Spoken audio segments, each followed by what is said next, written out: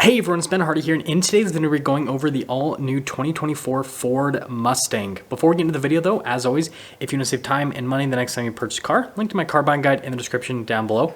Let's jump right into it.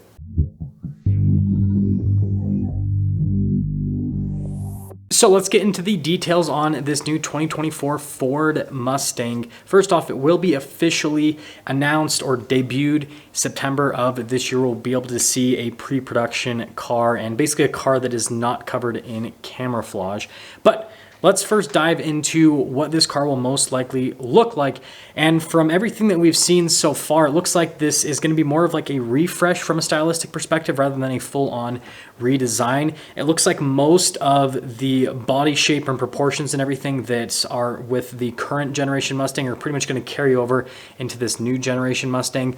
There might be some changes to the taillights, but I don't think that they're going to be crazy, right? Because Ford kind of has that cool, sequential taillight thing going on, and I don't think that they really want to go away from that. Now, from a headlight perspective, this is where things could change quite a bit more from a stylistic perspective. They might do headlights similar to the Mustang Mach-E in terms of the design, which I think would look pretty cool. We'll see again when it gets officially released, but just basically expect on the outside minor changes, specifically more to like the taillights and then, little bits on the bodywork and then to the headlights.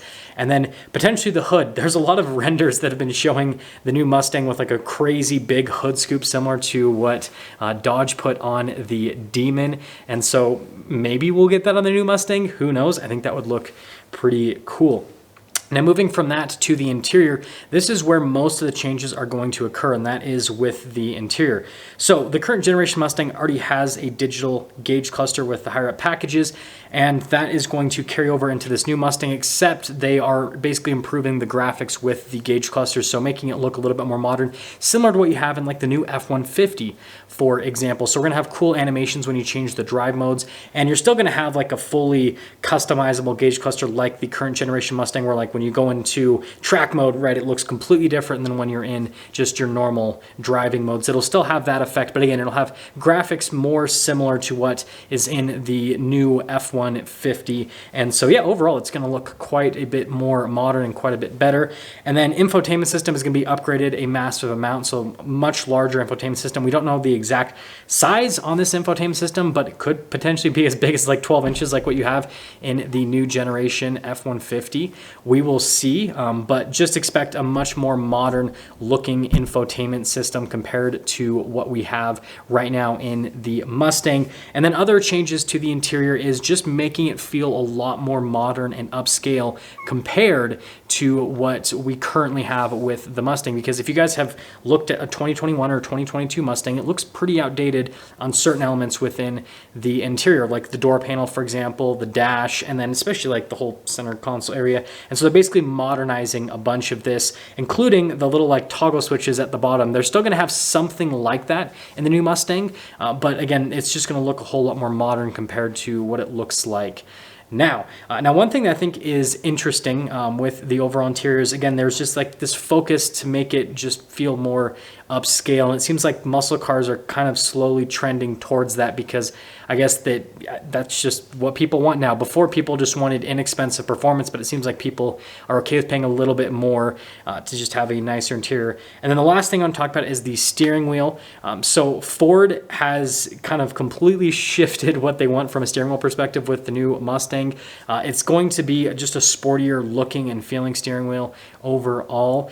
Ford's obviously seen that with the F-150 Raptor, for example, that having a crazy sporty steering wheel is just super popular, and having massive paddle shifters as well is really popular. And so Ford's going to carry that over into the new generation Mustang.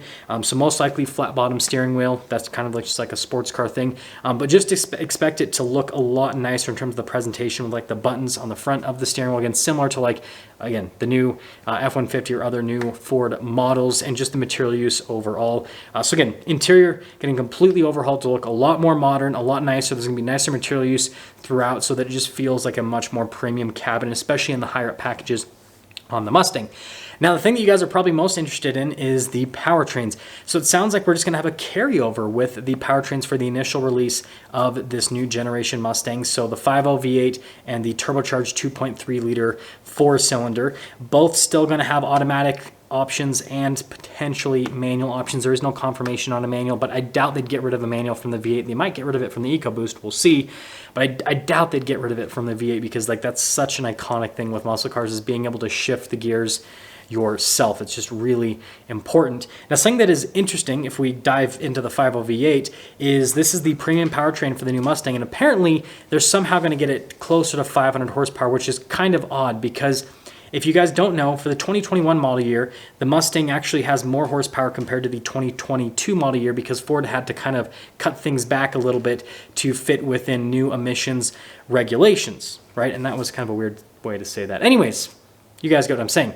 So somehow Ford is going to get more power out of the engine that they just had to detune because it didn't fit within emission standards. I don't know how they're going to manage that, but somehow they're going to manage that. There have been talks of potentially the Mustang being a hybrid, so maybe it'll be the 5.0 with a hybrid system, which will get it to that like 500 horsepower range, which, I mean, there's pros and cons to that, right? The pros would be better fuel economy for the Mustang, but then the cons would be more complexity, potentially less reliability, and then more weight, right? Because hybrid systems are not lightweight, which would definitely affect the handling dynamics of the Mustang. And to squash a really big rumor, the new Mustang is probably not going to be all-wheel drive, and it's probably not going to be sold as a four-door either. It's still going to be a two-door sports car for the time being.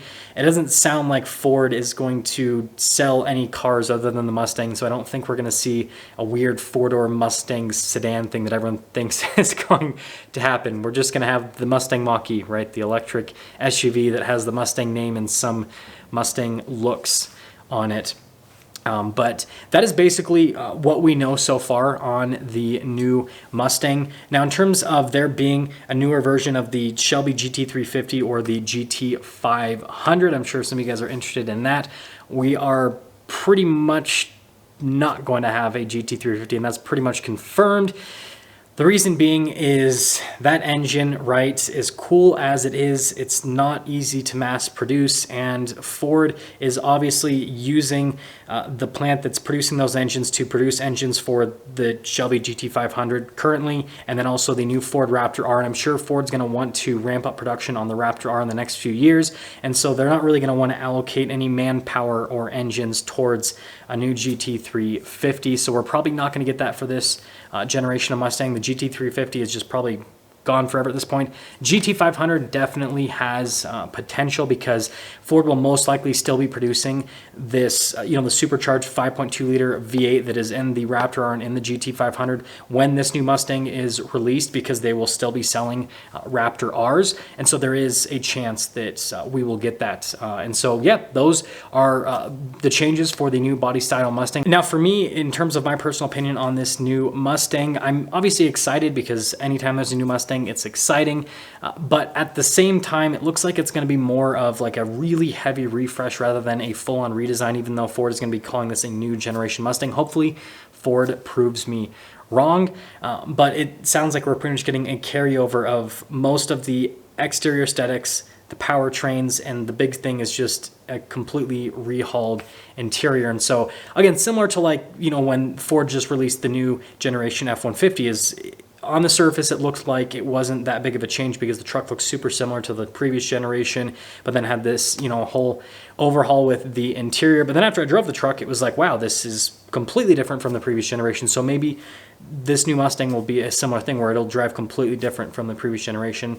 We'll see once I'm able to get my hands on one. But yeah, like I said earlier, let me know what you guys think about this new generation Mustang and what you guys want to see from Ford with this new generation Mustang. Do you want to see just a carryover of the current powertrains and performance, just with a nicer interior basically and slightly different exterior looks? Or do you want more power and performance from the Mustang?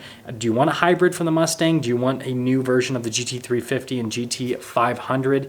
And so, yeah, let me know what you guys think on all of that, and I'll see you.